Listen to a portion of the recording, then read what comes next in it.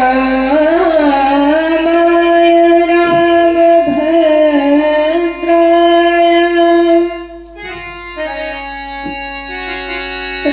रामचंद्राय वेधसे रघुनाथाय नाथाय श्री सीतायाः पतये नमः।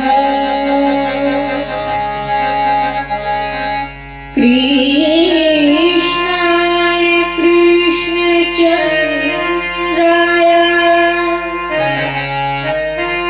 कृष्णदेवाय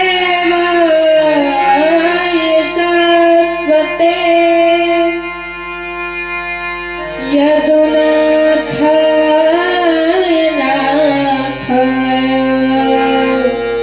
श्रीराधायाः पतये नमः। श्री सीतानाथ समारंभा श्रीरामानंदार्य मध्यमा अस्मदाचार्य पर्यन्तं वन्दे श्री गुरु परंपरा। तुलसी के पद कमल बार बार सिरनाए कहूँ राम कथा मुदित सरस रहस सुहाए। बोलिए श्याम रामचंद्र की उमापति महादेव की जय हो। बोलिए पालेश्वर नाथ भगवान की जय हो। बोलिए सद्गुरुदेव भगवान की जय हो। बोलिए तुलसी बाबा की जय हो।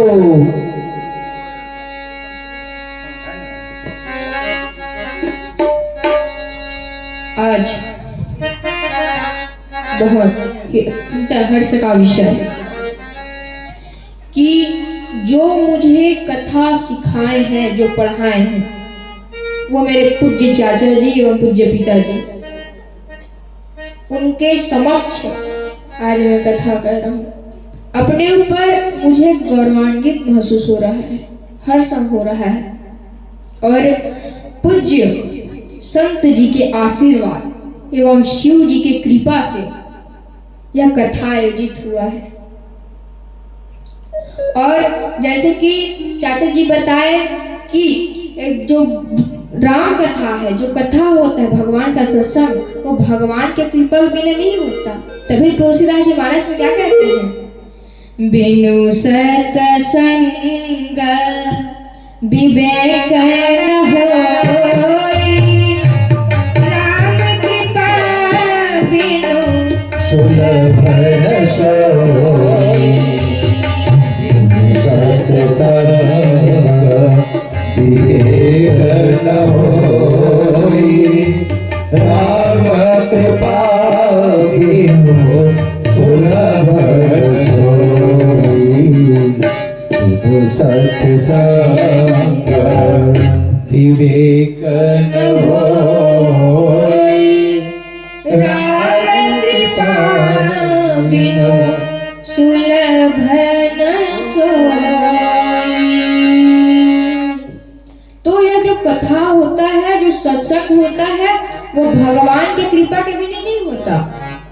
और ये जो कथा को श्रवण करने का जो लाभ मिल रहा है ना, वो भी मानव देह में भी मिलता है। इस कथा को सुनने के लिए देवता को नहीं मिलता। आप लोग भागवत कथा सुने ही होंगे, आए थे ना श्री सुखदेव जी महाराज के पास देवता लोग परीक्षित को कथा सुनाए, जहाँ स्टार्ट प्रारंभ कर रहे थे उतने होते देवता लोग आए और बोले कि मैं परीक्षित को दीर्घ जीवन दे देता हूँ, दीर्घ अमृत दिव्य, और जो कथा है वो कथा अमृत हमें दे दे। तब सुखदेव जी ने उन्हें अभक्त जानकर, क्योंकि जो कथा होता है, जो सत्संग होता है, ये व्यापार नहीं है, ये तो एक साधन है भक्ति का, भगवान भगवत प्राप्ति का एक साधन है। और ये जो कथा आप श्रवण कर वो अमृत है। क्या है? अमृत। और अमृत को पीना कितना सुलभ होता है, आप तो जानते हो कितना लाभदायी होता है। अब कैसे होता है प्रमाण? कई लोग पूछते हैं कि महाराज जी आप अमृत तो बोल दिए लेकिन इसका प्रमाण क्या है? तो गोपियाँ श्री कृष्ण जी क्या कहती हैं? तव कथामृतम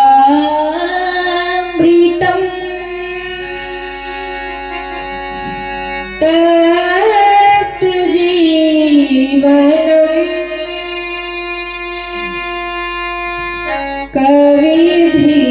कविभिरीडितम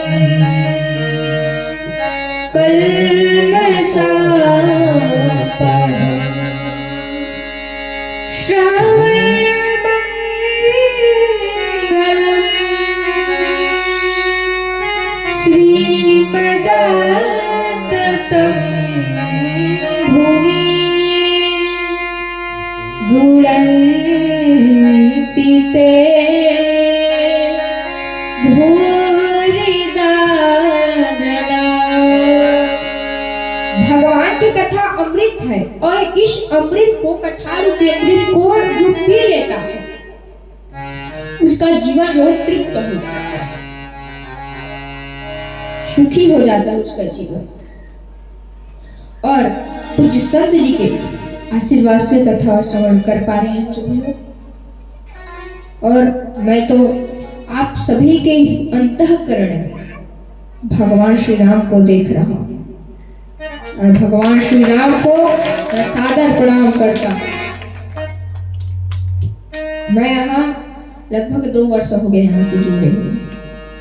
जब मैं यहाँ आता हूँ ना तो मुझे अलग ही फील होता है, अर्थात एक अलग ही आता है, मन यहाँ आते ही पवित्र हो जाता है।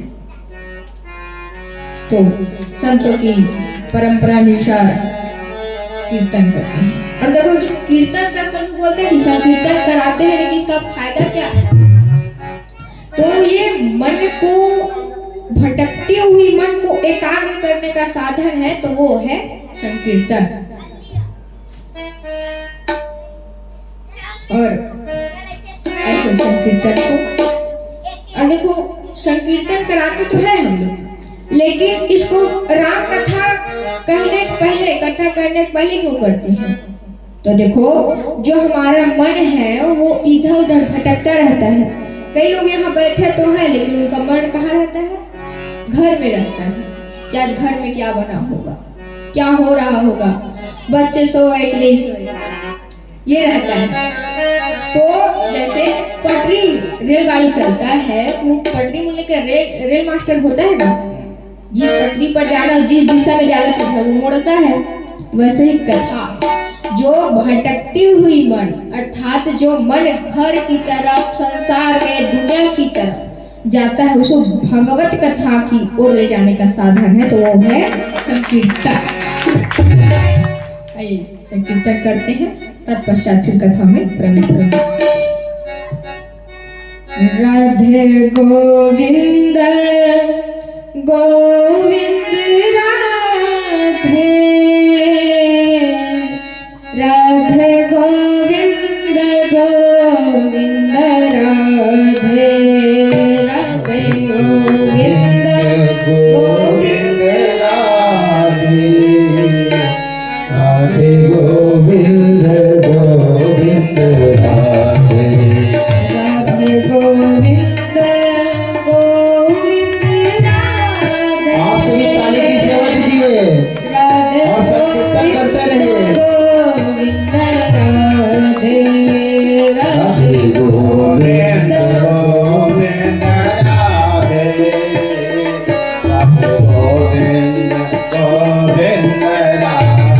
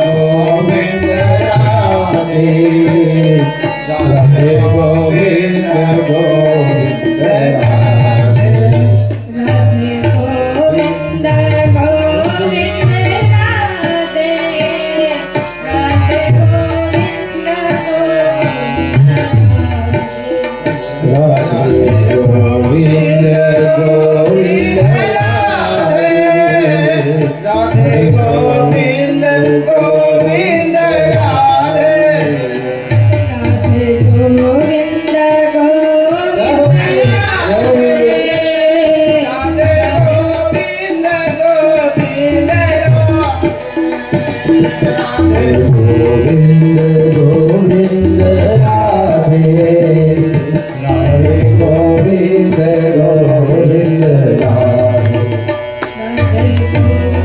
राधे गोविंद गोविंद राधे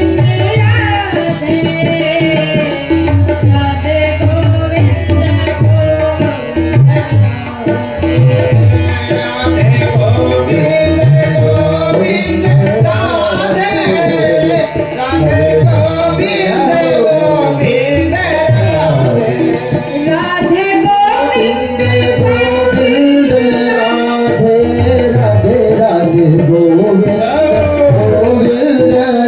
राधे राधे गोविंद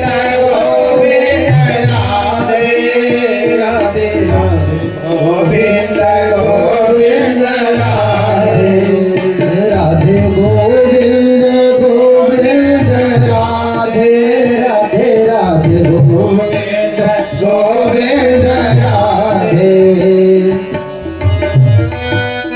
जय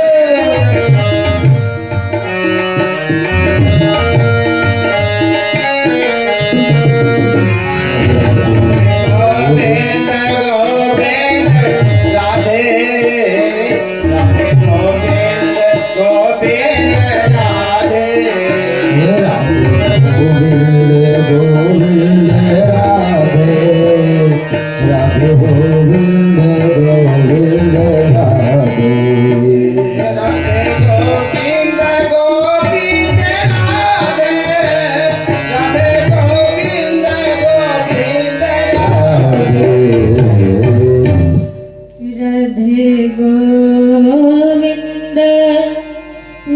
गोविंद गोविंद राधे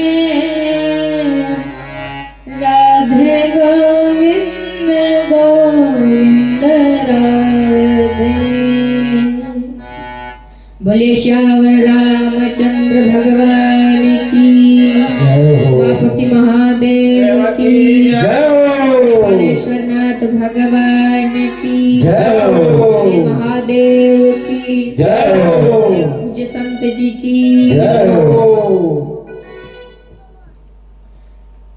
अभी से हम लोग आज से रामचरितमानस की कथा श्रवण करेंगे 5 दिवस तक, जहाँ तक हो पाएगा। और हम सभी लोग रामचरितमानस की कथा सुनेंगे, लेकिन उससे पहले हम इसका परिचय जान लेते हैं। किसका परिचय क्या है? हम लोग कहीं सामान लेने के जाते हैं, जैसे फ्रिज लेने चले गए, तो फ्रिज लेने जाते हैं तो उसका पूछते हैं कि इसका क्या क्या है, इसका कितना रेट है, ये क्या काम आएगा, इसमें क्या क्या है, पूछते हैं कि नहीं? तो ऐसे हम आज से रामचरितमानस की कथा हम श्रवण करेंगे, तो इसका परिचय क्या है? तो क्या है? श्री रामचरितमानस में 9253 चौपाई है, हमारे गुरुजी बताते हैं। और श्लोक है तो 47 श्लोक, मंगलाचरण सब पर। इसमें 1074 दोहे हैं, 88 सोरठा है और 210 छंद है। और कौन कौन से? श्री रामचरितमानस में 7 कांड होते हैं। कौन कौन से? बालकांड, अयोध्या कांड, अरण्य कांड, किष्किंधा कांड, सुंदर कांड, लंका कांड और उत्तर कांड। तो बालकांड में 361 दोहा है और 7 मंगलाचरण है। और अयोध्या कांड में 326 दोहा। अरण्य कांड में कितना है? तो अरण्य कांड में है 46, किष्किंधा कांड में है 30। कितना है? 30। ये सभी हमको, जो सनातनी हिंदू है, हम हिंदू हैं, तो हमें ये जानना चाहिए कि हमारा जो राष्ट्र ग्रंथ है, जो हमारे धर्म के ग्रंथ है, इसका परिचय क्या है, इसके कितने कांड हैं? सुंदर कांड में 60 दोहा और लंका कांड में 121 दोहा और उत्तर कांड में है तो 130। सभी मिला के होगा 1074। तो ये हमें सभी को ज्ञात होना चाहिए। रामचरितमानस में कितने अक्षर हैं? 8। और ये जो रामचरितमानस है उसका लाभ क्या है, इसका फायदा क्या है? आजकल सभी लोग कुछ भी हो, चाहे कथा हो चाहे किसी विषय में हो, उसे लाभ जरूर जानना होता है। किसी के अगर हम कथा रामचरितमानस की कथा श्रवण करेंगे तो इसमें लाभ क्या है? तो लाभ है क्या? रामचरितमानस एहि नामा, रामचरितमानस एहि नामा, रामचरितमानस एहि नामा, रामचरितमानस एहि नामा, रामचरितमानस एहि नामा, श्रवण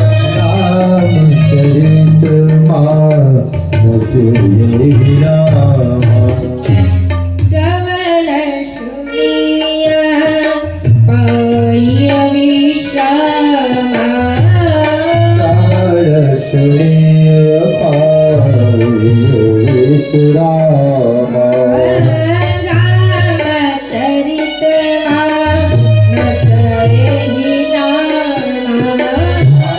श्रवण सुनिय पाय विश्रामा,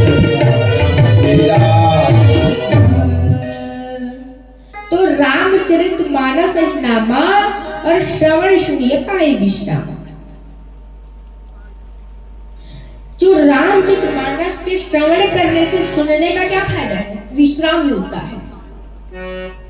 और विश्राम बोलो तो विश्राम का मतलब वो आराम नहीं है जो हम घर पे जाते हैं खटिया होते हैं उसमें सो जाते हैं, आराम है। विश्राम क्या है?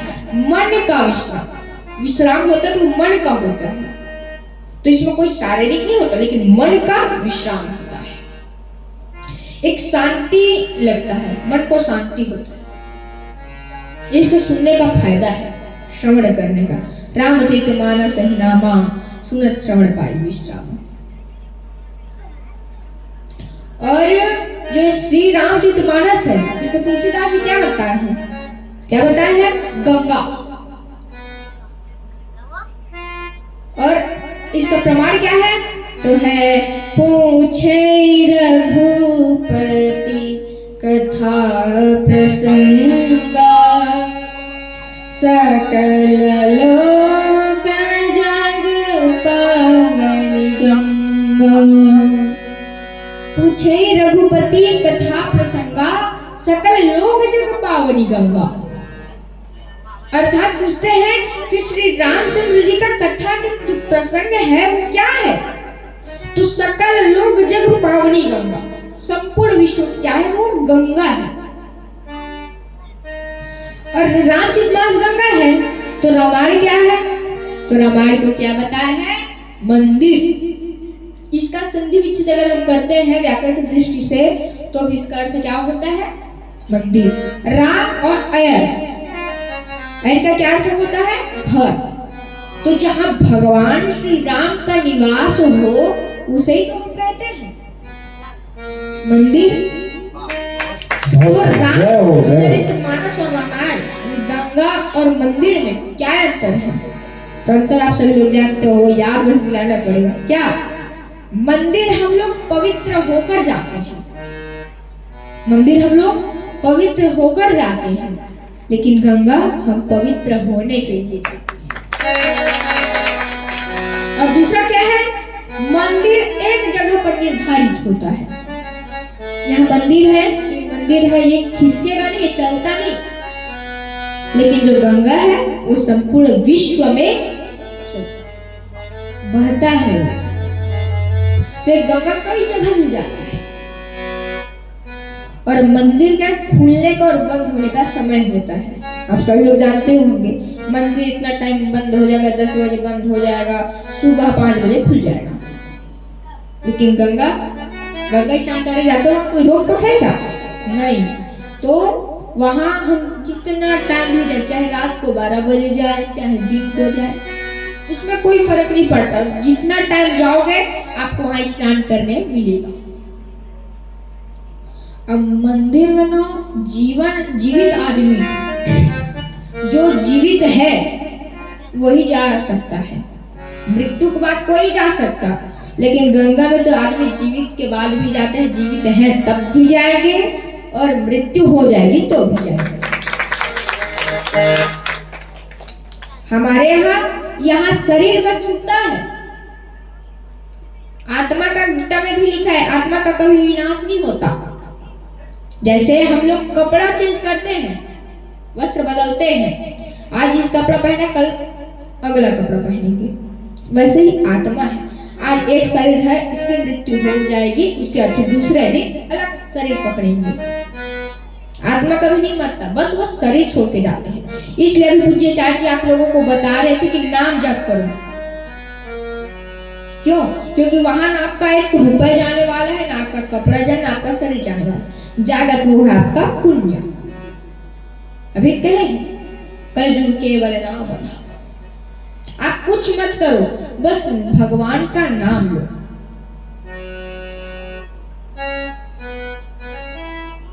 ऐसे अंतर हैं और बहुत सारे अंतर हैं। जैसे मंदिर से मन पवित्र होता है, मंदिर जैसे हम लोग यहाँ है उससे हमारा मन पवित्र होगा, लेकिन गंगा जल तन मन सब पवित्र तन भी होगा। अपना ये शरीर है वो भी धुल जाएगा और अपना मन है वो भी धुल जाएगा और आपका पाप है वो भी धुल जाएगा। तो ये है इसमें कुछ अंतर। अब आगे की कथा हम लोग श्रवण करेंगे, उससे पहले हम श्री रामचरितमानस का महिमा जानते हैं, इसकी महिमा क्या है। तो क्या है इसकी महिमा है?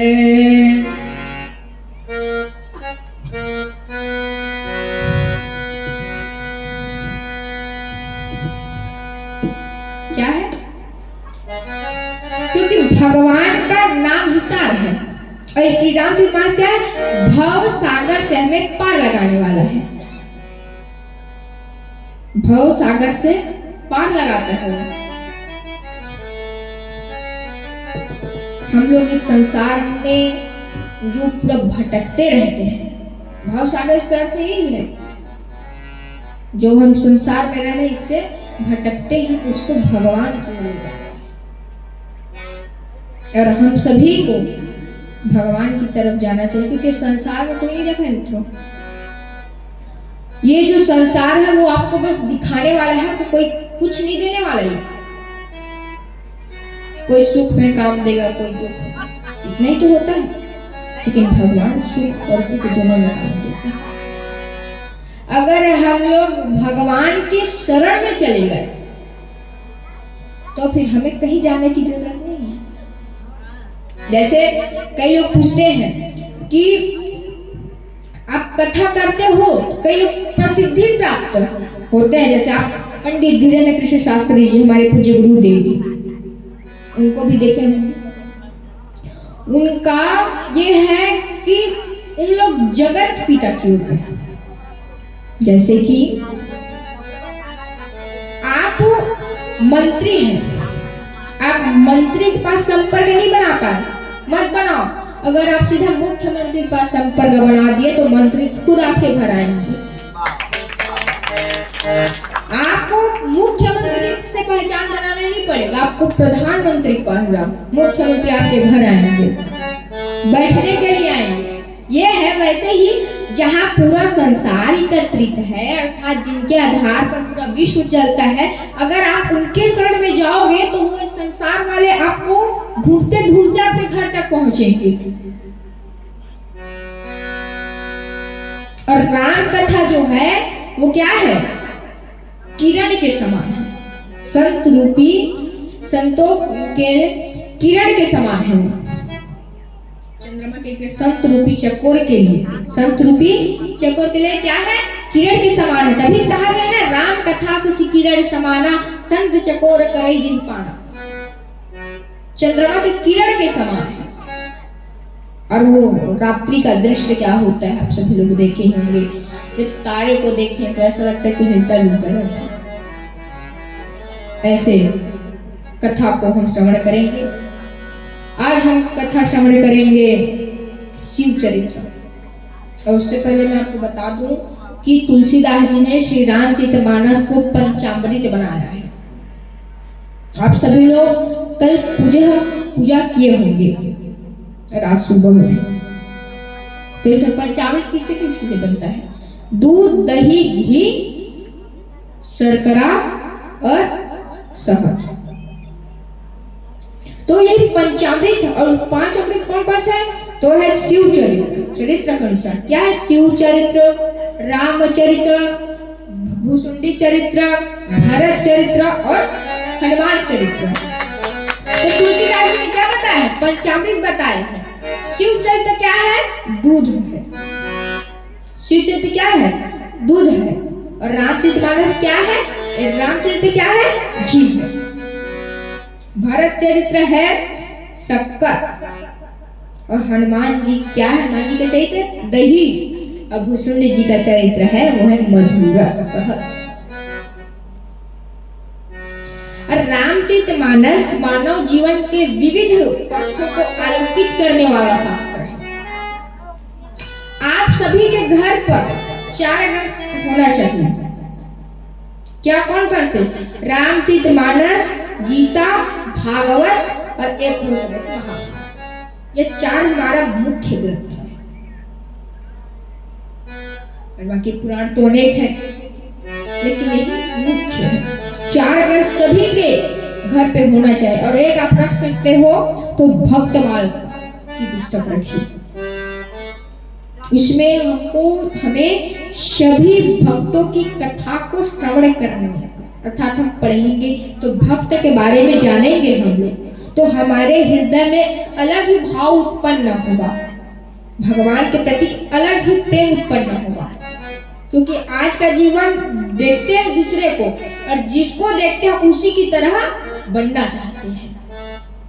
तो अगर आप पढ़ना चालू कर दिए भक्तमाल की कथा, तो आप भगवान की ओर इंगित होते जाएंगे। तो ऐसे रामचरितमानस है। अब हम सभी लोग शिव चरित्र की ओर, शिव चरित्र की कथा श्रवण करते हैं। तत्पश्चात शिव जी का संकीर्तन करते हैं। ओम नमः शिवाय, ओम नमः शिवाय, हर हर भोले नमः शिवाय। ओम नमः शिवाय, ओम नमः शिवाय, हर हर भोले नमः शिवाय।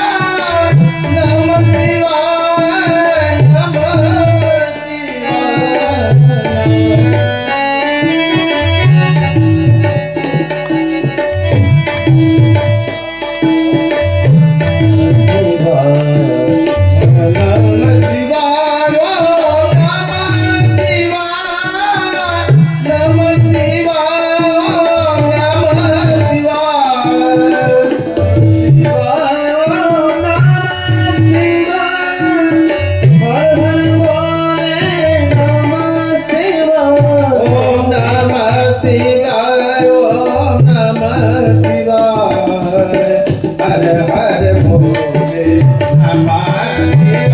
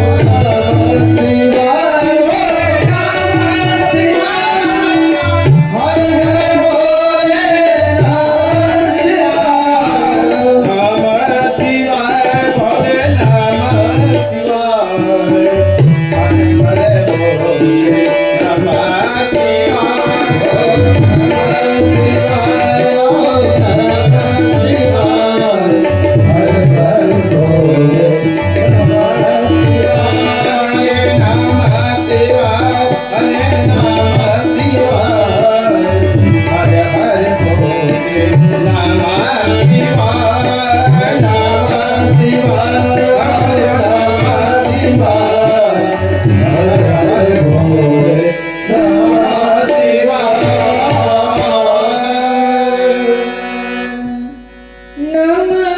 शिवाय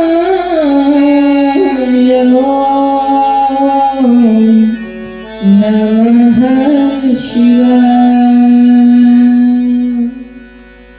बोले श्यावर रामचंद्र की जय हो। जय हो। तो एक बार त्रेता युग में, एक बार त्रेता युग माही शंभु गए भजरी सिपाही। एक बार त्रेता युग में श्री शिव जी एवं सती मैया श्री अगस्त ऋषि के पास जाते हैं और वहां जाकर क्या करते हैं? कथा श्रवण करते हैं और कथा सुनाते हैं। अगस्त ऋषि ने संसार के देवता है महादेव, तो फिर उनको कहा जाता है महादेव, देवों में देव महादेव। उनको जानकर वे इनका पूजन किए। उसके बाद फिर वो सत्संग के लिए बैठे। पहले कुछ नहीं था, पहले जीवन का कुछ आधार नहीं था, मात्र सत्संग भक्ति। तो फिर एक दूसरे को कथा सुना। शिव जी पहले श्रवण किए कथा, उसके बाद फिर भक्ति रूपी कथा फिर सभी मुनियों को सुना। और देखो, ध्यान देने योग्य बात यह है कि शिव जी क्या है हमारे जीवन में। शिव जी क्या है? तो वो है विश्वास। शिव जी क्या है? विश्वास। और सती मैया क्या है? संशयात्मा बुद्धि, संशय प्रवृत्ति बुद्धि, जिनके मन में संशय भरा। जब एक बात होता है, जब कथा श्रवण कर रहे थे, उसके बाद फिर वह 2-3-4 दिन रुके शिव जी। उसके बाद फिर वे वापस अपने कैलाश पर्वत की ओर चले। तो भगवान शिव जी उतना सोच रहे थे कि अभी मैं भगवान श्री राम जी का कथा श्रवण करके आया हूँ, तो काश श्री राम जी का दर्शन हो जाता। और उतना ही समय क्या लीला चल रहा था भगवान का? तो सीता जी का हरण हो गया, वन लीला। तब भगवान सीता जी को ढूंढते ढूंढते चल रहे थे। कहाँ गए सीता, कहाँ गए सीते?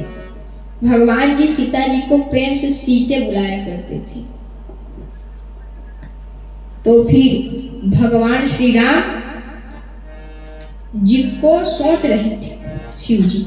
अब उतना ही समय भगवान शिव श्री सीताराम जी का दर्शन हो जाता है। राम जी का दर्शन हो जाता है तो अंदर ही अंदर शिव जी बहुत खुश होते हैं। मैं सोच ही रहा था, और समझो हमें भागवत कथा सुनने का जब इतना प्रसन्न होता है, तो वो जब कथा श्रवण करने के पश्चात स्वयं श्री राम जी को देख लेते तो उनकी प्रसन्नता कितनी होगी। तो उतना टाइम श्री रामचंद्र जी और लक्ष्मण जी थे, वे रो रहे थे, सीता मैया को ढूंढते ढूंढते रो रहे थे। अब इसी को देखिए सती जी। सती जी जब देखी श्री रामचंद्र जी को रोते, तो कहते हैं ये मेरे पति, इनको नमन कर रहे हैं, इनको प्रणाम कर रहे हैं जो रो रहे हैं, ये क्या भगवान होंगे? ये भगवान नहीं हो सकते। तो इनके सामने मेरे पति श्री शिव जी, देवों के देव जिन्हें महादेव कहा जाता है, वो तो उनके सामने झुके हैं। ये उनके मन में एक सवाल है, संशयात्मक बुद्धि बताए ना, किसी को संपूर्ण न जानना।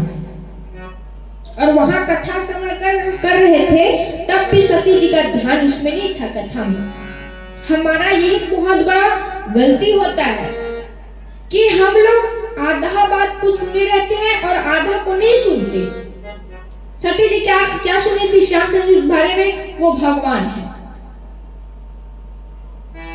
इतना ही सुनी थी। लेकिन वो बाकी जो कथा है उनको नहीं सुनी, बलि चढ़ा तो उसको नहीं सुनी, मात्र किसको सुने? वो भगवान है, और उसका ध्यान था इधर। यही होता है, जब जब कथा में ध्यान नहीं होता तब तब हमारे मन में एक संशय उत्पन्न होता है। हम अर्ध ज्ञान, इसको बोलते हैं अर्ध ज्ञान। हाँ, अधिकतम लड़ाई जो होता है ना वो इसी के लिए होता है। आधा बात जाने रहते हैं और आधा नहीं जानते, उसी में लड़ाई चलती। और देखो, सोचने योग्य बात ये है कि जब लड़ाई होता है तो आप देखे होंगे, जब तक उस आदमी को जो लड़ाई कर रहा है उसे कोई पकड़ ना ले तब तक वो अच्छे से लड़ाई नहीं करता। जैसे एक कहानी मैं आप लोगों को बताता हूँ कि एक आदमी था और उसका नाम था सोनू, और एक और आदमी था उसका नाम था नमन। ये दोनों लड़ाई कर रही थी। अब नमन को तो कोई पकड़ा हुआ था, एक आदमी था वो पकड़ा हुआ था कि मत लड़ो करके। तो वे उतना ही पावर दिखा रहा था कि मैं आज इसको बता दूंगा, मैं आज इसको बता दूंगा, इसकी कोई खैर नहीं। और सोनू को कोई नहीं पकड़े थे। अब वो बेचारा टेंशन में आ गया। एक आदमी वहीं पास कर रहा था, उसको बुलाया कि आओ मेरे को पकड़ो। उसके बाद जब वो पकड़ा फिर बोले कि तू क्या बताएगा, मैं बताता हूँ तेरे को। जब तक उन्हें कोई पकड़ ना ले, क्योंकि लड़ाई होगा तो उसे बचाने वाला कोई तो होना चाहिए, जब तक उसे कोई पकड़ नहीं लेगा तब तक वो नहीं लड़ेगा अच्छे से। और जहां पकड़ा उसके बाद लड़ाई और चालू। तो फिर दोनों सोचे, जब दोनों को पकड़े हुए थे छोड़ देते उसके बाद इसको लड़ने दो। फिर वो शांत हो गए, पकड़ने वाला कोई है नहीं, कौन लड़ाई करेगा। मारपीट खा गए तो हो गए, कौन चलाएगा घर, इसे एक दूसरे को नमन करके भी नहीं। ये कहानी है कि हम लोग अर्धवास सुने रहते हैं और इसी में अधिकतम लड़ाई होता है। हम लोग आधा जानते हैं, पूर्ण ज्ञान नहीं होता। वो जो सही बता रहा होता है उसको हम नहीं सुनते, लेकिन वो जो उसके बारे में बुराई कर रहा है उसे जरूर सुनते हैं। हमेशा ध्यान यही रहता है, सभी मानव सभी मनुष्यों में यही ध्यान रहता है, किसी का अच्छाई करे तो उसे सुने या ना सुने, लेकिन जहां बुराई आ गई एकदम आंख उन्हीं की तरफ देख रहा है, मगर देख रहा एक एक शब्द नहीं छूटता उसमें। तो ये है। तो ऐसे फिर सती जी के मन में प्रश्न आया कि श्री राम जी इधर उधर सीता मैया को ढूंढते, अगर वो भगवान होते तो कृपा करके अर्थात वो कहीं भी जाके प्रकट होके सीता मैया को अपने जादू से लेके आ जाती। लेकिन सती मैया को ये पता नहीं था कि भगवान उसे मनुष्य रूप में है। श्री राम हम लोग कृष्ण भगवान की तरह नहीं कर सकते, लेकिन श्री राम जी की तरह जरूर कर सकते हैं। इसलिए श्री सीता राम जी आपने जो लीला दिखाए उसे किसमें दिखाए? मनुष्य रूप में। कृष्ण भगवान का हुआ तो कृष्ण भगवान तो अपने देव रूप में दिखाए। वो तो 6 साल की उम्र में पुतना को मार दिए। आप लोगों से तक चीटी नहीं पड़ता, मेरे से भी नहीं मरता, मैं भी बचपन में था, मेरे से भी नहीं मरता। और धोखे से लग जाए तो सिर्फ बात अलग है। तो वो 6 वर्ष की उम्र में वो पुतना मार दिए। अब वो सर्प के ऊपर डांस कर रहे थे तथा नृत्य कर रहे थे। हम लोग कर सकते हैं, देखते हैं तो घर में रहे या बाहर में हम छोड़ के भागते हैं, डर होता है। और वो उनके फंड पर खुद नृत्य कर रहे थे भगवान श्री कृष्ण। हम लोग भगवान कृष्ण को मत मानो, अर्थात कृष्ण भगवान को मानो, लेकिन मेरे कहने का अर्थ है कि जो भगवान श्री कृष्ण करते हैं उसी तरह फॉलो मत करो, उसके तरफ कॉपी मत करो, लेकिन जो श्री कृष्ण भगवान कहते हैं उसे जरूर मानो। गीता जी में भगवान श्री कृष्ण ही किए ना, जो बोले वो वक्ता कौन थे? श्री कृष्ण जी। और श्री कृष्ण जी बोले उसको मानो, गीता को। तो गीता एक ऐसा ग्रंथ है, अगर हम गीता संपूर्ण पढ़ लिए और जान लिए और अपने रूप में अगर उतार लिए हम लोग, अपने जीवन में उतार लिए उसको, तो आज से कभी हमें न छू पाएगा।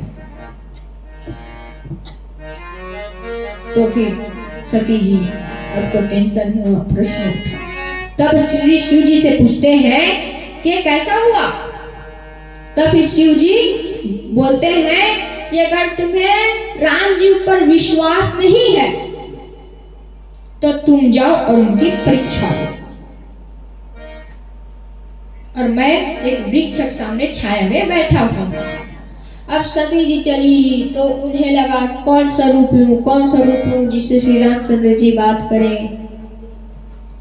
तब फिर वो सोची कि सीता रूप। भगवान श्री राम सीता को ढूंढ रहे थे, सीता मैया को ढूंढ रहे थे। तो फिर वो सीता रूपी धर पकड़ कर गई।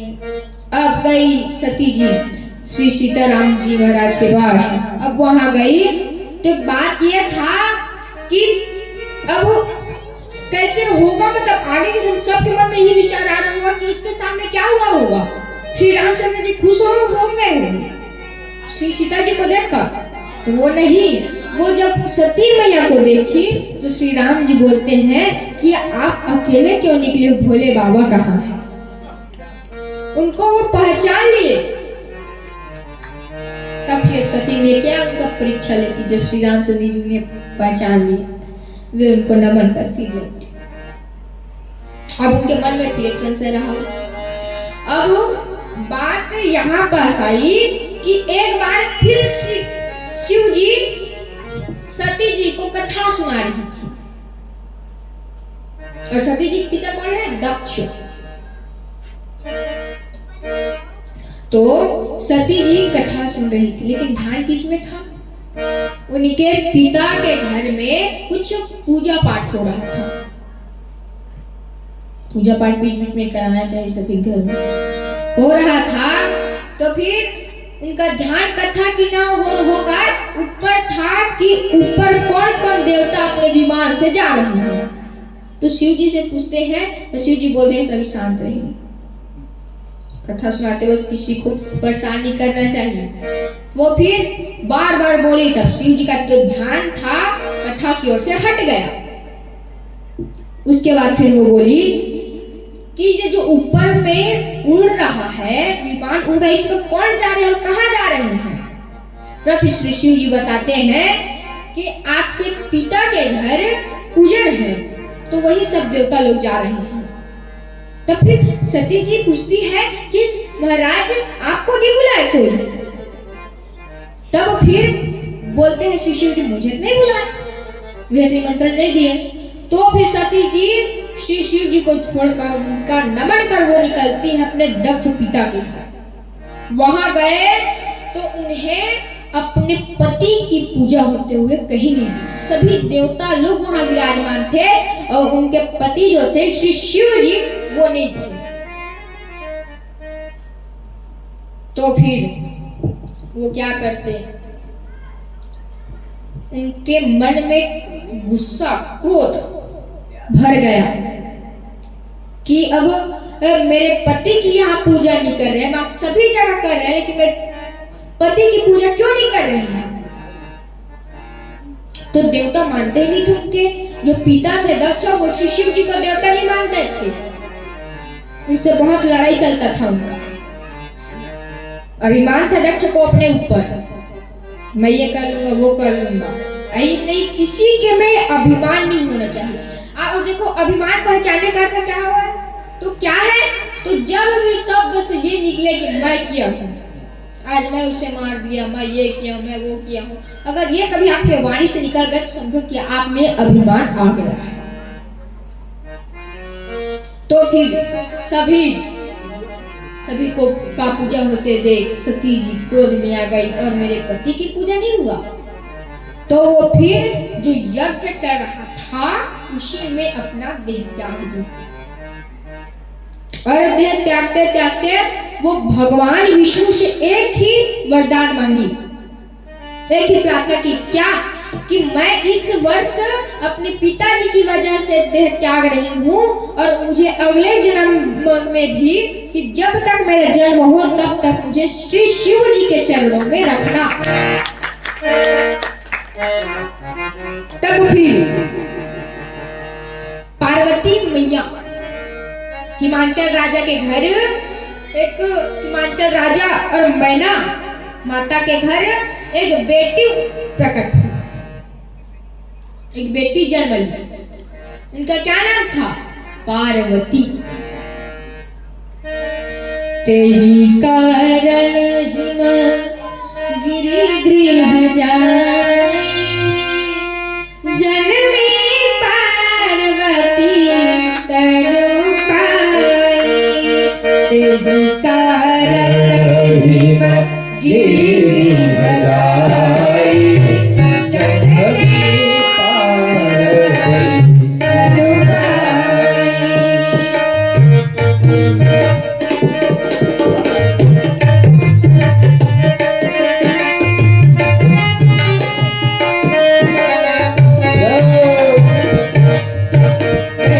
कारण हिम गिरि गृह जाए, जन्मी पार्वती तनु पाए।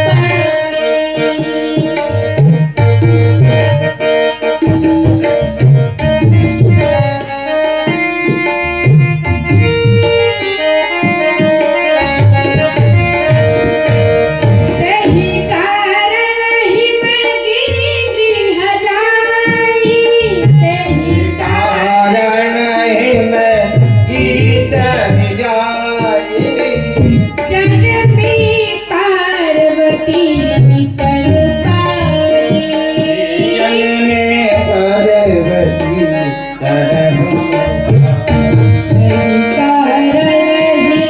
गिरि गृह जाई,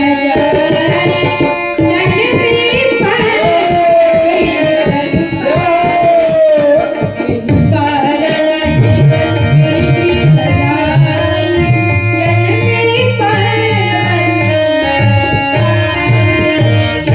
जन्मी पार्वती तनु पाए।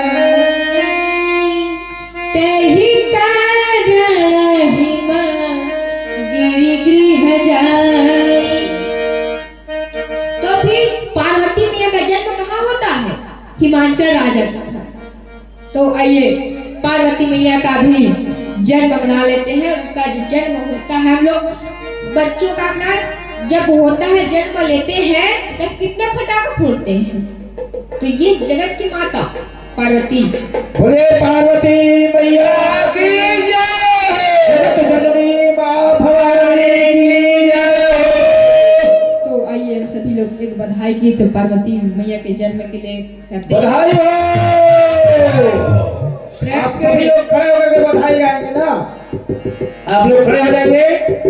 ये जगत जननी मां भगवती परम्पा मां भवानी पार्वती का जन्म है। प्रकटे है अम्बे मैया, प्रकटे है अम्बे मैया, भुवन तिहु बाजे बधैया।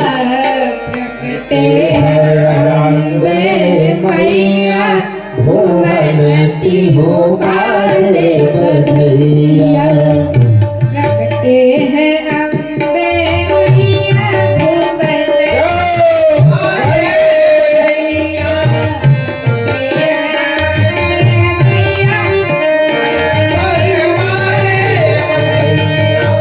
बाजे बधैया, बाजे बधैया, बाजे बधैया, बाजे बधैया, बाजे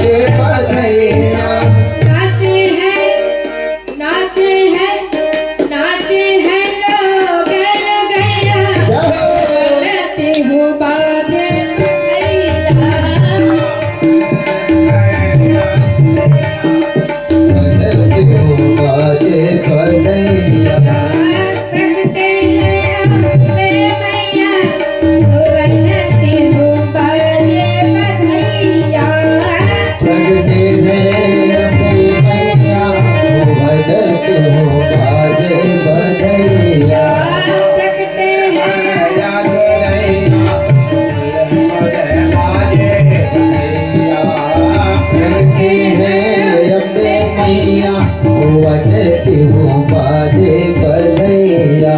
सूरज नाचे चंदा नाचे नाचे है तारा सूरज चला लागे नाचे सूरज नाचे चंदा नाचे नाचे तारा चला लागे नाचे है नाचे है ताल तलैया भुवनती हो बाजे बधैया लगते हैं अपने भैया बनती हूँ बाजे बधैया। अपनी मैया बनती हूँ बाजे बधैया। बनती हूँ बाजे बधैया। बधाई हो हिमाचल राजा को, बधाई हो माँ मैया को, बधाई हो। भुवनती हूँ बाजे बधैया। आज पार्वती मैया का जन्म होगा और मैं तो कहूँ बेटी का जन्म पे सबसे ज्यादा आनंद मनाया करो, क्योंकि एक बेटी ही होती है जो पूरा घर को संभालती है। हम लोग जो बेटा होता है उसके जो जन्म पर जो हम खुशी मनाते हैं उससे दोगुना तिगुना खुशी मनाना चाहिए वो बेटी के जन्म पर, क्योंकि श्री कृष्ण भगवान एक बेटी को क्या बताते हैं, एक बेटी 7 विभूति के बराबर है। कौन कौन से 7 विभूति गीता जी में है? कीर्ति हसी वाक्चु नारी नामेश्वरी तिर्मेधा धृति क्षमा। कौन कौन से 7? कीर्ति, श्री और क्या वाक, वाक शक्ति है, स्मृति, 5वां है मेघा, छठवां क्या है धारण और 7वां है क्षमा। ये एक बेटी 7 विभूति के बराबर होती है।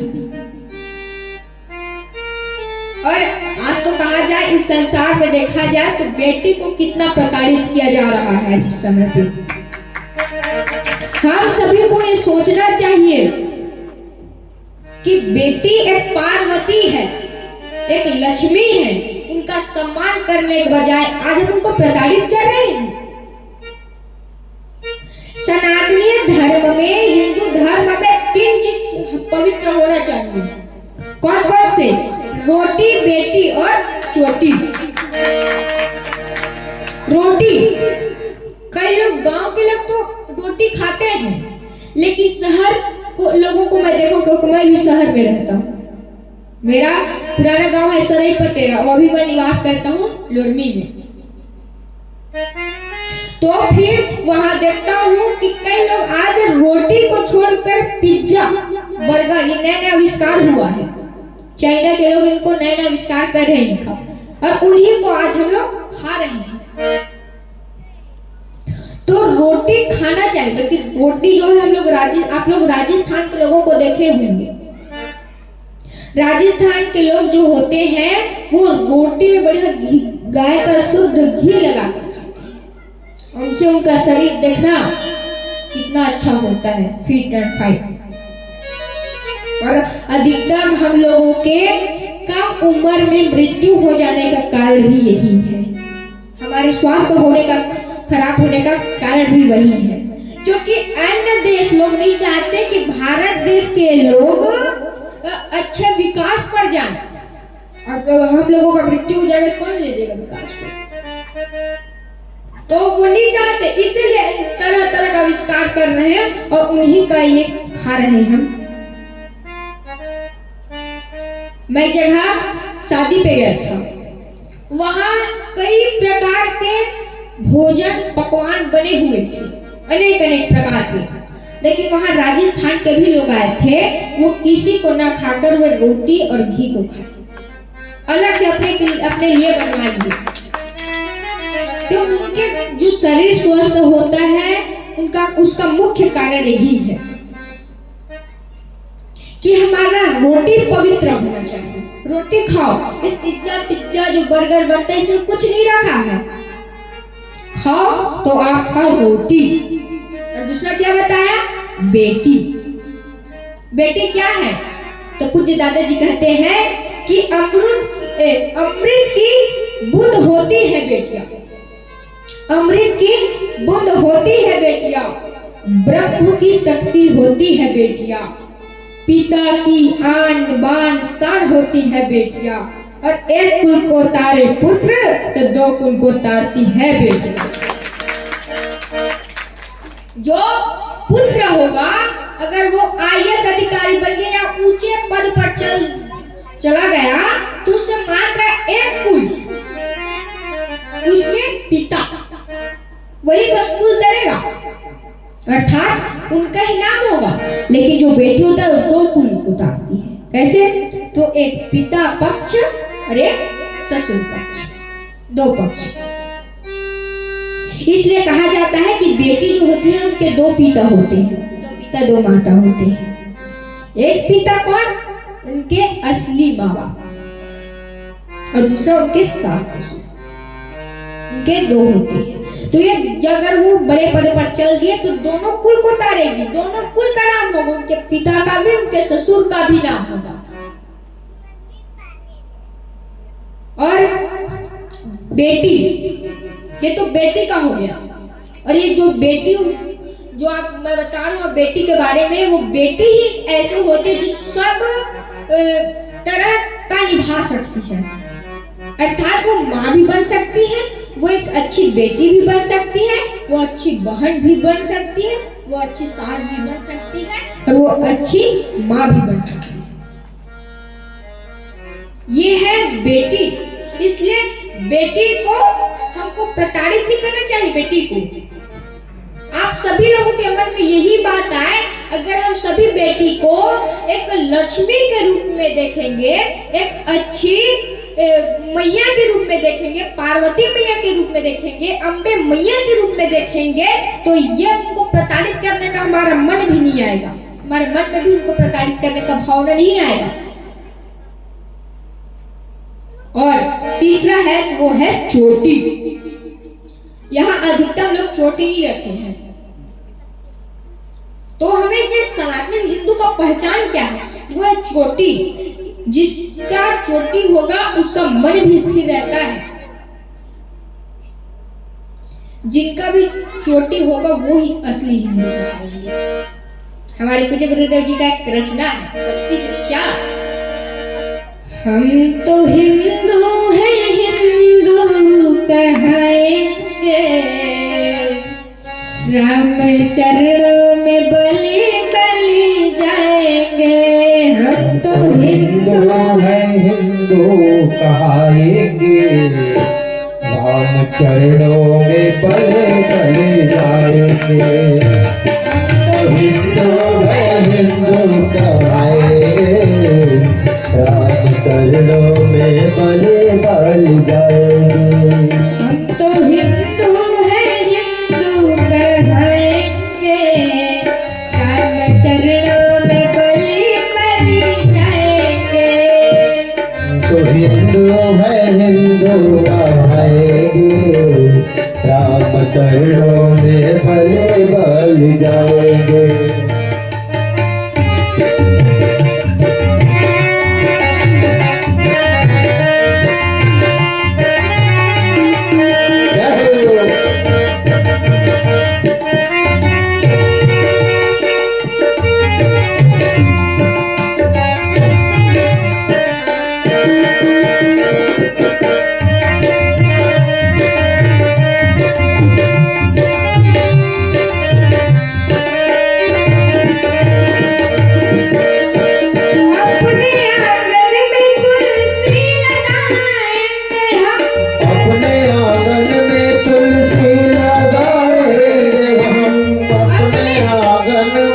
तुलसी लगाएंगे हम अपने द्वारे पे गैया दुहाएंगे हम अपने द्वारे पे गैया दुहाएंगे हम अपने द्वारे पे गैया दुहाएंगे हम अपने द्वारे पे गैया दुहाएंगे हम नित्य गंगा अर्धम भरेंगे राम चरणों में बलि बन जाएंगे हम तो हिंदू हैं हिंदू कहाएंगे राम चरणों में बलि बन जाएंगे तो हिंदू है हिंदू कहाएंगे राम चरणों में बलि बन जाएंगे हम तो हिंदू हैं हिंदू कहाएंगे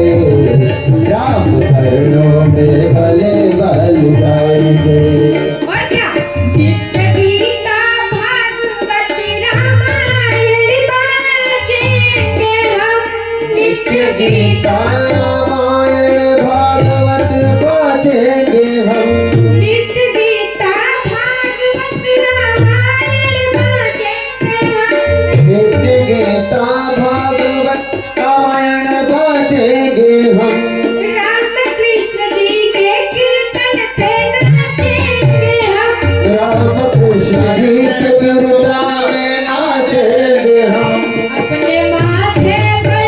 अपने माथे पर चंदन लगाएंगे राम चरणों में बलि बन जाएंगे हम तो हिंदू हैं हिंदू कहाएंगे राम चरणों में बलि बन जाएंगे हम तो हिंदू हैं हिंदू कहाएंगे राम चरणों में बलि बन जाएंगे हम तो हिंदू हैं हिंदू कहाएंगे राम चरणों में बलि बन जाएंगे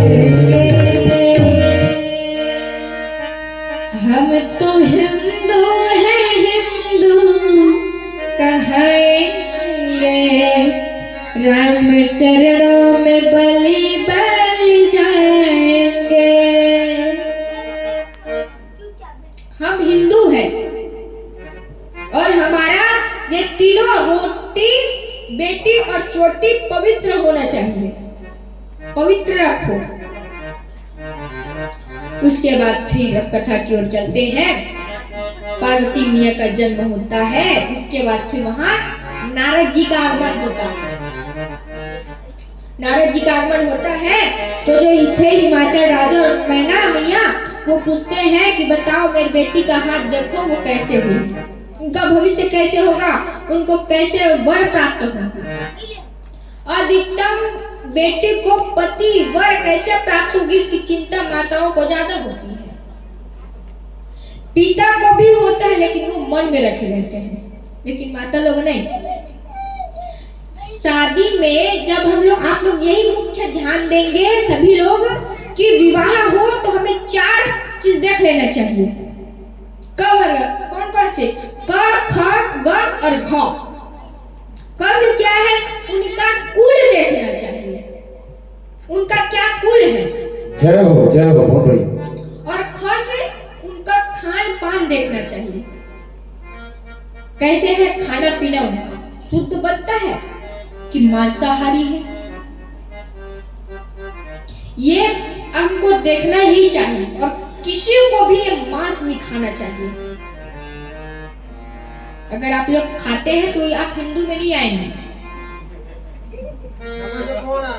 सही बात है नहीं खाना चाहिए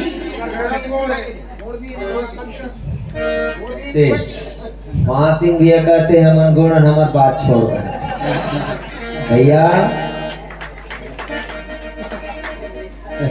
अगर आप लोग बोलो तो उससे वो कोई विपत्ति नहीं है हिंदू वो भी हिंदू ही है लेकिन अन्य किसी को नहीं खाना चाहिए किसी को भी नहीं खाना चाहिए चाहे वो कोई भी रहे परंपरा है उसको भी छोड़ो क्योंकि कहीं नहीं लिखा है कि मांस खाने से भगवत प्राप्ति होता है। इसलिए कभी ना खाए मांस। ये हमारा नहीं, ये तो मुसलमानों का है, ये हमारा नहीं है।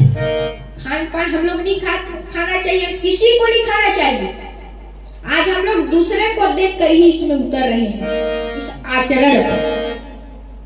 और आज हम लोग ऐसा किए तो उनकी तरह भावना भी हमें।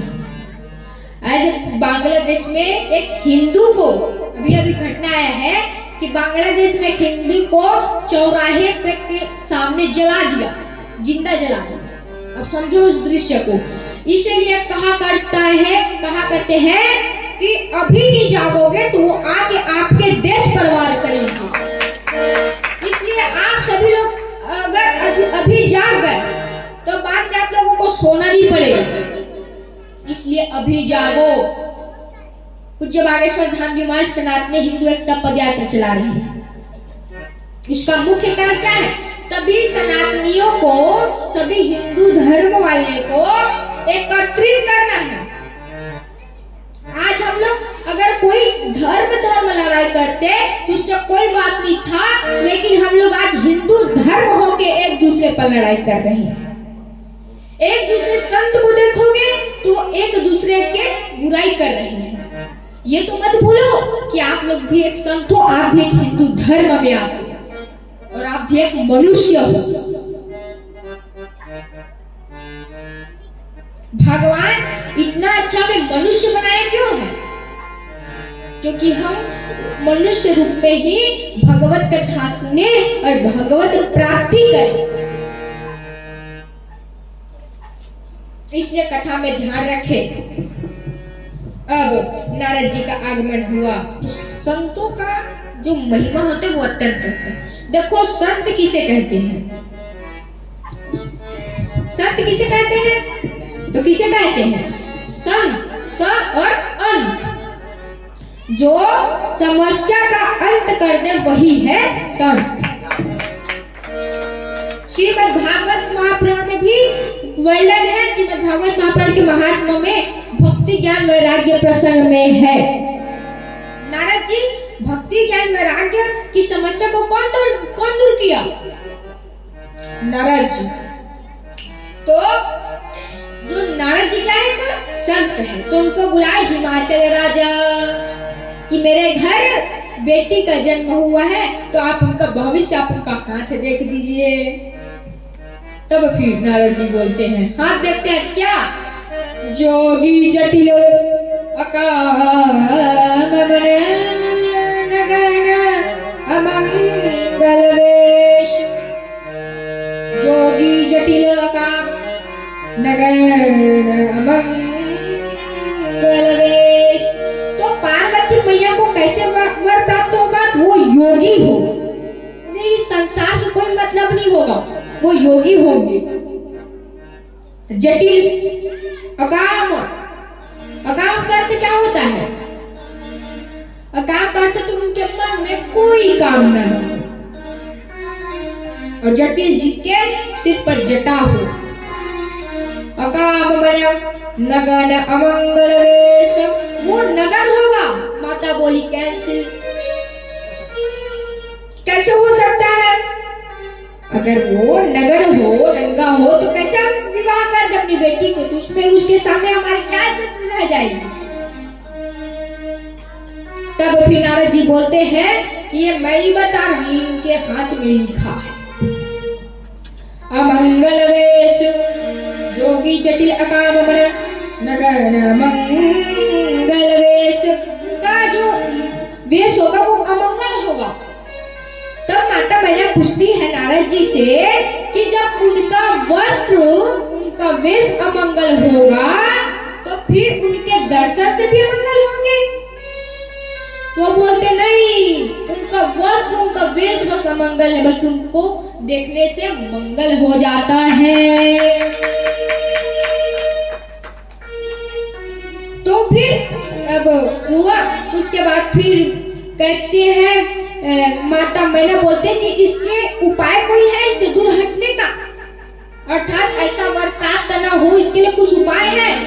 तो नारद जी बताते हैं तो आपको तपस्या करना पड़ेगा पार्वती मैया को। किसकी तपस्या? शिव जी की। तो माता मैना बोलती है जिससे मुझे दूर जाना है, जिससे मेरी बेटी का विवाह नहीं कराना है, तो उसी की पूजा करा रहे हो। तो नारद जी बोलता है ये तो करना ही पड़ेगा, क्योंकि सती जी पूर्व जन्म में क्या मांगी थी भगवान श्याम के सामने कि मुझे श्री शिव जी के चरणों पे सदा हमेशा। तब फिर देखो ये बात सोचने योग्य है कि अगर मृत्यु होते समय अगर हम किसी का नाम ले तो हमें उनका इनके ही पास जाएंगे। जैसे सती जी क्या ध्यान की थी, क्या प्रार्थना की थी कि शंकर जी के चरणों पे, शंकर जी के चरण मिलेगा वहां होगा। उसी तरह हमें भी प्रभु का नाम लेना चाहिए, भगवान श्री राम का नाम लेना चाहिए, जिससे मृत्यु वक्त हमें भगवान का नाम लेना चाहिए, क्योंकि हम सीधा वैकुंठ धाम पहुंचे। जय हो जय हो। ये तो बात नहीं होती कि कैसे करेंगे, मृत्यु समय कैसे भगवान का नाम होगा, तो उसके लिए हमें आदत डालना होगा। क्या आदत? तो जब हम बचपन से ही राम भगवान का नाम लेंगे तब तो वो मृत्यु के समय भगवान का नाम उच्चारित होगा। जैसे हम लोग पढ़ाई किए नहीं, स्कूल जाके विद्यालय जाके हम लोग पढ़ाई नहीं किए और सीधा परीक्षा देने बैठ गए, तो क्या पास हो पाएंगे? उसी प्रकार बचपन से हम लोग जब भगवान श्री राम का नाम लेंगे तब हम मृत्यु के समय हमारे मुख से श्री राम नाम उच्चारित होगा। उसके बाद फिर हम सभी लोग कहाँ जाएंगे? वैकुंठ धाम पे जाएंगे। तो फिर अब पार्वती मैया तपस्या करने के लिए कहाँ जाती है? शिव जी के की तपस्या करने के लिए वो पर्वत जाती है। चलिए हम भी चलते हैं तपस्या करने। संभूति हरी इच्छा से हम द्वार तिहारे आए हैं। संभूति हरी इच्छा से हम द्वार तिहारे शंभूति हरी इच्छा से हम द्वार तिहारे आए हैं।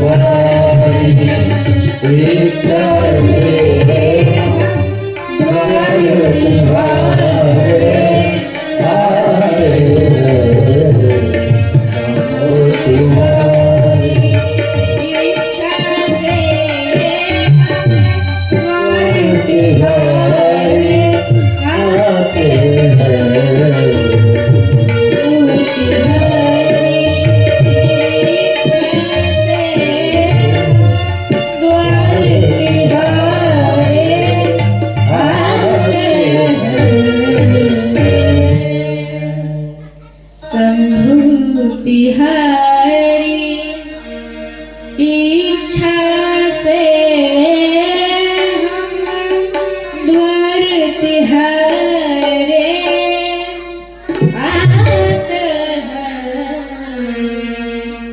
तो पार्वती मैया भगवान श्री शिव जी की तपस्या करने के लिए गई पर्वत में, कई हजार वर्षों तक तपस्या की। अब पार्वती मैया उधर तपस्या कर रही थी, इधर शिव जी जहां सती के देह त्याग को सुने, तब फिर वो समाधि पे लग गए। समाधि पे लग गए। अब उधर अब क्या करना, सती जी तो नहीं रही, अब तो वो समाधि करने लगे, भगवत चिंतन करने लगे। तो जब वो भगवत चिंतन जब समाधि में लगे, तब भी एक राक्षस नाम तारक नाम का तारक नाम का एक राक्षस उत्पन्न हुआ। अब वो उत्पन्न हुआ तो संतों को प्रताड़ित करता था, उनको यज्ञ करने नहीं देता था, सभी बच्चों को मार डालता था, भक्त को नहीं रहने देता था। राक्षस का कर्म ही क्या होता है? दूसरों को प्रताड़ित करना। अपना ज्ञान का वो कहां पर इस्तेमाल करेंगे, कहां कैसे प्रताड़ित करें। धन को वो कैसे इस्तेमाल करेंगे, उनके पास अत्यंत धन है तो वो कुछ नहीं करना, दान करेंगे, 1 रुपए दान भी नहीं करेंगे, वो मात्र एक काम करेंगे, वो है ऐशो आराम की जिंदगी। पैसा उड़ाएंगे, वो अपने आप को अमीर दिखाएंगे। तो मैं आप लोगों को बता दूं, अमीर पैसों से नहीं, अमीर दिल से होना चाहिए सभी को। तो अब तारक नाम का असुर उत्पन्न हुआ, अब संतों को प्रताड़ित करता था। अब सभी संत क्या हुए, परेशान हुए। उसके बाद फिर वो कहां पहुंचे, वो पहुंचे किसके पास, तो श्री ब्रह्मा जी के पास। ब्रह्मा जी के पास पहुंचे, वो बोलते हैं कि अब क्या किया जाए, मेरे को भी आके धमकी दे के गया है। एक रावण राक्षस ऐसा था जो किसी के यहाँ पूजा करने नहीं जाता था, भगवान के मंदिर में पूजा करने नहीं जाता था, वो भगवान को स्वयं अपने पास बुलाता था, तभी वो पूजा करता था।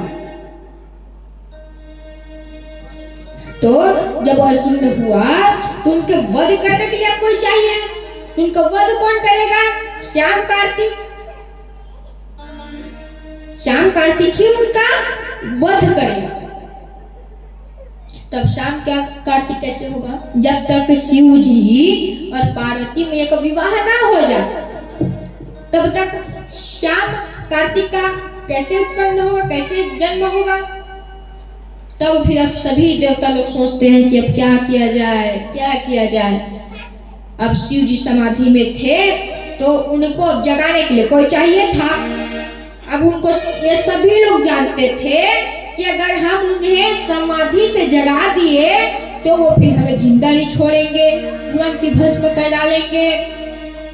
तो वे सभी कामदेव के पास जाते हैं। अब कामदेव के पास गए तो कामदेव के पास जाने से उन्हें ये सब बताया कि तारक नाम का एक असुर उत्पन्न हुआ है जो सभी संतों को प्रताड़ित करता था। तो कामदेव भी शुरू डर गया, पहले डर गया, उसके बाद फिर वो सोचता है कि ग्रंथ में ये लिखा है कि हम दूसरे के लिए अपना प्राण त्याग दे तो वो मृत्यु नहीं कहलाता।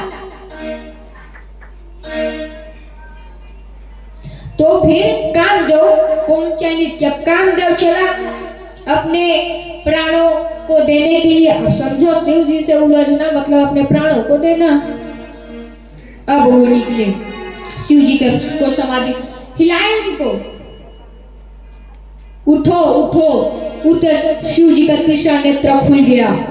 समाधि से जब जगाए तो उनका तीसरा नेत्र खुल गया और वो फिर उनको भस्म कर डाले, उनके शरीर को छेद डाले, अर्थात उनको अग्नि में भस्म कर दिए।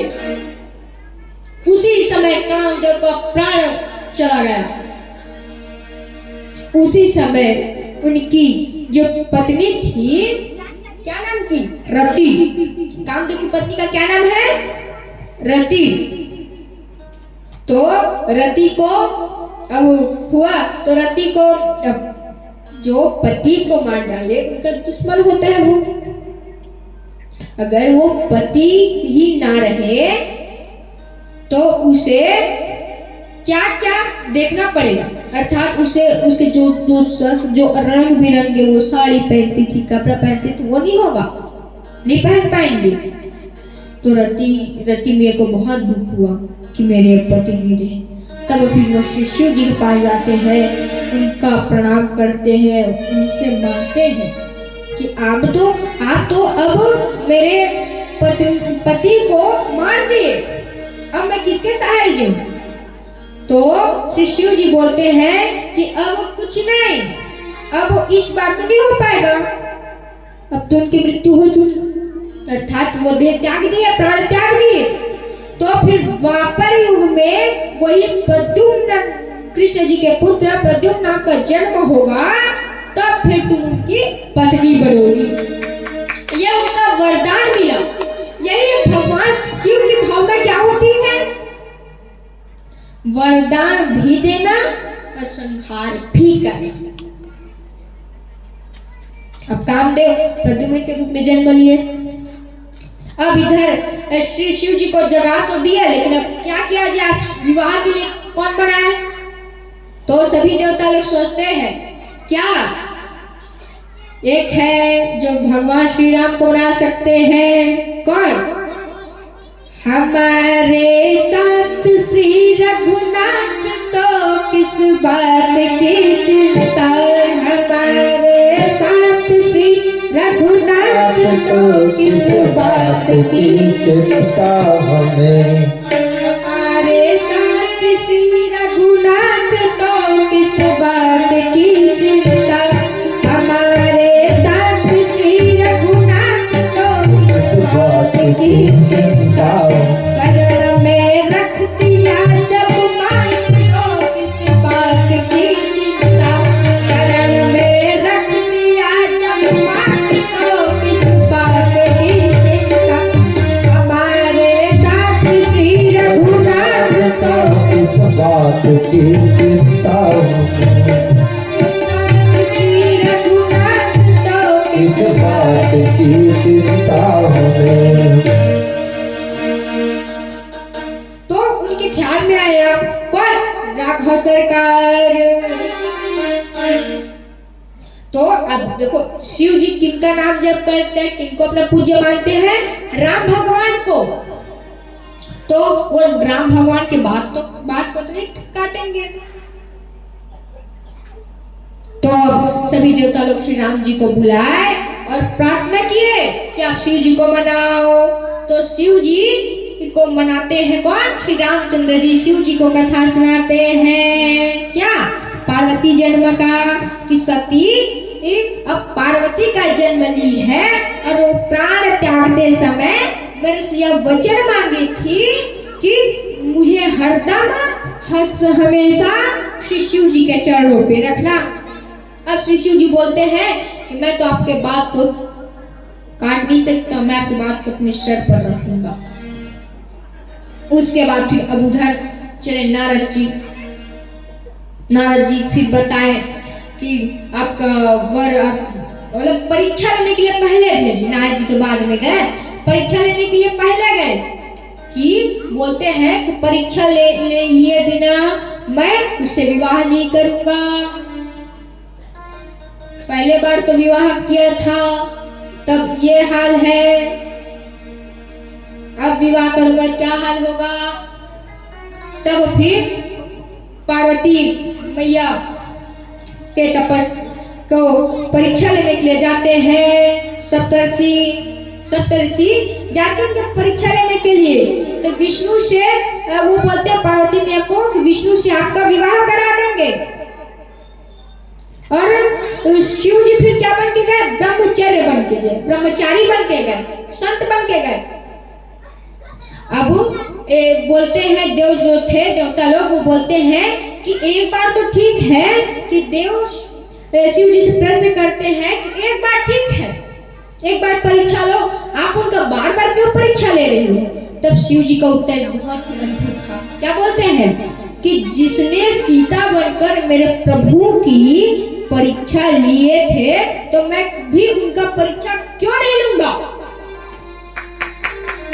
वो सीता बनकर मेरे प्रभु श्री राम की परीक्षा ली तो मैं कैसे परीक्षा ना लूं? उसके बाद फिर वो जो पार्वती में थे वो नहीं है हादसे में कामदेव उनका विवाह करा देंगे, विष्णु से आपका विवाह करेंगे, वो नहीं करना सिर्फ शिव जी से। उसके बाद फिर शिव जी उधर नारद जी गए, लग्न पत्रिका बनवाए, उधर जो भी विवाह की तैयारी होती है वो कराए और माता मैना को बताए। माता मैना उनसे पूछती है कि अब हम विवाह तो कर रहे हैं लेकिन जो दूल्हा होगा उसका फोटो दिखाओ। लेकिन बात यह है, देखो ये सोचिए, बात यह भी है कि बात शुरू होती है फोटो से और खत्म होती है फोटो से। फोटो से ही प्रारंभ होता है और फोटो पर ही जाके टक जाता है। तो फिर फोटो तो उस समय होता नहीं था। ये तो हास्य है, कभी कभी श्रोता को हंसाना भी चाहिए जिससे उन्हें बोर न लगे, उनका ध्यान इधर उधर ना हो, इसीलिए। तो फिर अब शिव जी से इधर तैयारी करने के लिए उधर नारद जी तैयारी करा रहे थे। तो बताते हैं कि जो आपका वर होगा वो एक ही होगा, उसके समान विश्व में कोई नहीं होगा, ओनली सिंगल पीस, उनके समान दूसरा कोई नहीं होगा। तो बोलते हैं ना तो ठीक, ये तो बात ठीक है, लेकिन बात है उनके परिवार वालों के बारे में। तो वो बोलते हैं कि उनका कोई नहीं है, वो तो उनके पिता नहीं है, तो वो खुद पिता है, जगत के पिता है। तो जो पिता हो गया है उसे कैसे मैं अपनी बेटी का विवाह करा दूं? तब फिर शिव जी बोलते हैं, नारद जी बोलते हैं कि विवाह तो हुआ था लेकिन रजिस्टर्ड नहीं था, नाम नहीं लिखा। तो माता मैना बहुत सवाल जवाब करती रही, उसके वो मान गई। तो वो बोलती है नारद जी से कि एक बात देखो, दूल्हा के संग बाराती तो आएंगे लेकिन जब तक मैं दूल्हा को नहीं देखूंगी तब तक मैं बारातियों को भोजन भी करने नहीं दूंगी। उसके बाद फिर इधर नारद जी शिव जी की तरफ उन्हें बोलते हैं कि अब तैयार हो जाओ, विवाह होने वाला है। तो तैयार और तैयारी में जमीन आसमान का तैयार तो हो गया रहता है, सब काम हो गया रहता है, तैयारी अभी करना बचा है, हो रहा है तैयारी। तो नारद जी शिव जी से बोलते हैं कि अब आपका विवाह होगा तो बैंड बाजत लगेगा। तब भी बोलते हैं कि मेरे पास है। शिव जी बोलते हैं तो कब लिए? मेरे पास है पहले से। क्या बचा है? डमरू है मेरे पास, बैंड बाजा। उसके बाद फिर बोले कि चलो ठीक है, अब बैंड बाजा तो हो गया लेकिन वो दूल्हा थोड़ी बजाएगा बैंड बाजा। वो बोलते हैं कि शादी के बाद तो बजना मेरा ही है, इसलिए अभी से बजाने का प्रयास करो। उसके बाद फिर अब बैंड बाजा का तो हो गया काम, अब कार आया, 4 व्हीलर। आजकल कार के बिना विवाह नहीं होता, बारात नहीं निकलती। तो बोलते कि कहाँ है आपका कार? तो बोलते हैं कि मेरे पास भी है, मैं नया लिया हूँ। नारद जी बोलते हैं कि कैसे आप लिए और मुझे बताए भी नहीं, मिठाई भी नहीं खिलाए और आप कार ले लिए। तब बोलते हैं जब जहाँ डमरू बजाए उसके बाद नंदीश्वर महाराज आ गए, ये देखो ये है कार में। तो बोलते ये कैसे कार है? तो बोलते हैं कि आप कार को देख रहा, उसमें कितने चक्का होते हैं? बोलते हैं 4। तो इसमें देखो कितने हैं? 4। अब हो गया वस्त्र की बारी।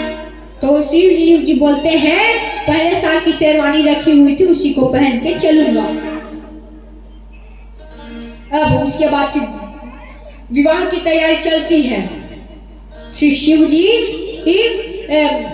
सांपों को अपना कुंडल बनाते हैं, कान पे लगाने वाला। उनका वस्त्र क्या था? एक बाघ की खाल था जिन पर वे बैठते थे और उसी में सांपों को बांधकर उसे पहन लिया। अब हो गया, अब हुआ तैयार। तो बोलते फेशियल कराना तो बचे है, क्या कराए? तो वो लगाए विभूति। वो बोलता है कि जहाँ मैं ब्यूटी पार्लर जाऊंगा वहां तो चेहरा बस का फेशियल कर, मैं अपने शरीर का फेशियल कर लिया, विभूति लगाए। अब सांपों को कुंडल पहने, वो उस समय को आप दृश्य कीजिए कि वो कैसा होगा। और देखो नारद जी तो बीच के थे, वो पार्वती मैया की तरफ से भी थे और शिव जी की तरफ से भी थे। तो उन्हें शिव जी बार बार कहते हैं कि नारद तुम सुनो, तुम दोनों तरफ से हो, डीजे लगेगा, बैंड बाजे लगेगा तो तुम सब बजवाओ, लेकिन नागिन धुन मत बजवाना, क्योंकि अगर नागिन धुन बजवा लिए तो कोई वहां पास नहीं रहेगा। उसके बाद फिर शिव जी की एक तैयारी हो जाती है। उसके बाद फिर बारात निकलते हैं। चलिए बारात चलते हैं, चलो चलो भाई भोले की बरातिया हिमाचल नगरी, चलो भोले की बरातिया हिमाचल, चलो भाई भोले की बरातिया हिमाचल नगरी, हिमाचल नगरी हो, हिमाचल नगरी, हिमाचल नगरी हो, हिमाचल नगरी, भोले की बरातिया हिमाचल नगरी, चल भोले की बरातिया हिमाचल नगरी। आप लोग देखिए शिव जी का श्रृंगार कैसा है, कैसा जोगी का है रूप बनाए, अद्भुत है श्रृंगार,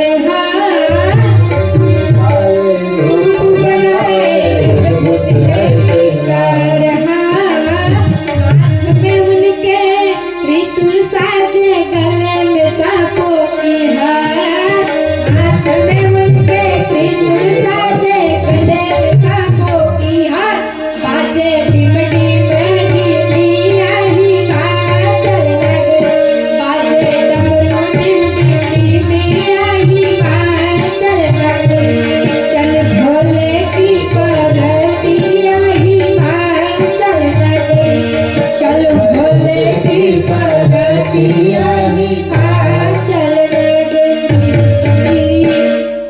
चल भोले की बरातिया हिमाचल नगरी। अब बारात तो निकला, लेकिन उनके जो थे वो बाराती कैसे थे? वो भूत थे। किसी का आंख उधर तो किसी का मुंह उधर तो किसी का हाथ उधर। भूतों का रूप ऐसे ही तो होता है। और वही निकले उनके बारात में। तो सभी देवता लोग बोलते हैं कि कैसे आप देवता लोगों को भी ले जाते हो, देवता को ले जाते हैं, भूतों को क्यों ले जाते? तो बोले कि किसी का विवाह में आप लोग भूत को नहीं ले जाते। इसलिए इन लोग आके मुझसे मेरे से शिकायत किए, तो मेरे को कोई विवाह में नहीं ले जाते बाराती के रूप में, तो उनका सुख क्या जानेंगे। तो फिर शिव जी दयालु है, तो वो भूत को भी लाए। अब आए शिव जी, अब वो सामने की तरफ नंदी में बैठते थे, तो सामने की तरफ नहीं पीछे की ओर बैठे, पीछे की ओर नहीं। वो दृश्य को देखिए आप। उसके बाद बारात हिमाचल राजा के घर पहुंचती है। हिमाचल राजा के घर पहुंचती है तो माता मैना जो थी वो दूल्हे को देखे बिना जो भोजन था वो स्टार्ट नहीं कराती। और फिर बोलते हैं नारद जी बोलते हैं कि आप एक काम करिए, आप दूल्हे को देखते रहिएगा, बस आने ही वाला है, आप बारातियों को भोजन की व्यवस्था करा दें। अब भूत गए, वो जितना भोजन था सबको खा लिए। और उधर बन रहा था क्या, जो आटा था पूरी बनने के लिए, सब्जी था, कच्चा सब्जी, सभी को खा लिए। भूत तो है, अब सभी को खा लिए। अब शिव जी को माता मैना बोलती है, विष्णु जी को देखती है प्रथम, पहले बोलती है कि ये है पार्वती का वर, ये बनेगा। तब फिर वो नारद बोलता है कि ये उनका मित्र है, ये नहीं है। तब माता मैना अपने मन में सोचती है कि जब इनका मित्र ऐसा हो सकता है तो वो कैसे होंगे। उसके बाद माता मैना फिर शिव जी को देखती है। शिव जी को देखती है तो फिर वो उल्टा बैठे थे और उनका विभूति लगाए थे। इसी दृश्य को देखती है तब फिर नारद जी बोलते हैं कि माता मैना तो ये शादी कैसा करी आपके रूप को देखकर। तो बोलते हैं नारद श्री शिव जी नारद जी से कि आप एक बार और उन्हें देखने के लिए बोलिए। तो बोलती है कि मैं एक बार तो देख ली। माता मैना बोलती है कि मैं एक बार तो देख ली लेकिन दोबारा नहीं देखूंगी। उसके बहुत जिद करके उनके पास ले गए शिव जी के। उतना टाइम उनका दृश्य क्या था, उनका रूप क्या था। कर्पूर गौरम करुणावतारम संसार सारम भुजगेन्द्रहारम सदा वसन्तं हृदयारविन्दे भवं भवानी सहितं नमामि। कर्पूर गौरव, कर्पूर के समान गौर थे। करुणा के अवतार थे। उनका दृश्य देखकर फिर माता मैना प्रसन्न हो गए। उसके विवाह तय हो गया। बाराती तो आ गए थे लेकिन माता मैना ने क्या बोला था कि जब तक मैं दूल्हा को नहीं दे विवाह नहीं कराऊंगी। अब सभी लोग देखे शिव जी को बहुत अच्छे दिख रहे थे। उसके बाद फिर जो नियम धर्म होता है वो कराते हैं। पूजा प्रकरण जो विवाह में होता है वो कराते हैं, साथ फेरे लेते हैं। उसके बाद फिर श्री शिव जी का विवाह हो जाता है। अब आगे की कथा हम लोग कल श्रवण करेंगे। कल हम लोग श्रवण करेंगे राम जन्म की कथा। सभी लोग राम भगवान के जन्म के लिए तैयार है ना? हाँ, तो कल होगा राम जन्म। तो आप सभी लोग कल तैयार होके एकदम बढ़िया आना। भगवान भी आपको देख के खुश हो जाएंगे। कल अभी आप सुन रहे थे जगत गुरु स्वामी रामभद्राचार्य जी महाराज की कृपा पात्र शिष्य गोविंदास जी महाराज के मुखारविंद से अद्भुत संगीतमयी राम कथा का रसास्वादन आप कर रहे थे। आज रामचरितमानस की महात्मा के ऊपर चर्चा किया।